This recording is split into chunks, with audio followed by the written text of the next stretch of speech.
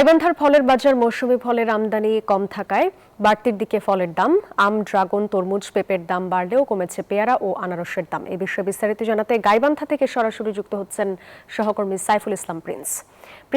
কোন ফলের দাম কেমন জানাবেন? দেশি ফলের মৌসুম শেষের দিকে থাকায় গাইবান্ধায় বাড়তির দিকে সকল মৌসুমী ফলের দাম। বিক্রেতারা বলছেন মৌসুমী ফলের সরবরাহ কমে যাওয়ায় এই দাম বাড়তির মূল কারণ। আমরা গাইবান্ধার বিভিন্ন যে ফলের বাজারগুলো ঘুরে দেখেছি, তাতে দেখা যাচ্ছে যে গাইবান্ধায় মূল যে আমদানি ছিল মৌসুমী ফলের মধ্যে আম, সেই আমের সরবরাহ সব থেকে কমে গেছে।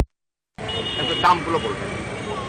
বর্তমানে এই ড্রাগনের দাম হচ্ছে আপনার 120 টাকা কেজি, তরমুজ হচ্ছে আপনার 80 টাকা কেজি, জম্বুরা হচ্ছে আপনার হলো 60 টাকা পিস, তারপর আম হচ্ছে 80 টাকা কেজি, ড্রাগন ন্যাচারাল আছে 120 টাকা কেজি, তারপরে মালটা দেশি মালটা আছে আপনার হচ্ছে 80 টাকা কেজি, পেয়ারা 60 টাকা কেজি, এরকমভাবে পেঁপে আছে আপনার হচ্ছে 100 টাকা কেজি।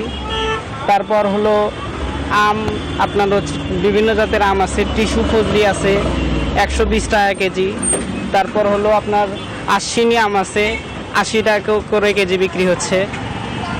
গাইবান্ধা বাজারে সব ফলের দাম এগুলো বাড়তির দিকে থাকলেও দুইটি ফলের দাম অবশ্য কমেছে, আনারস এবং পেয়ারার দাম কমতির দিকে আছে।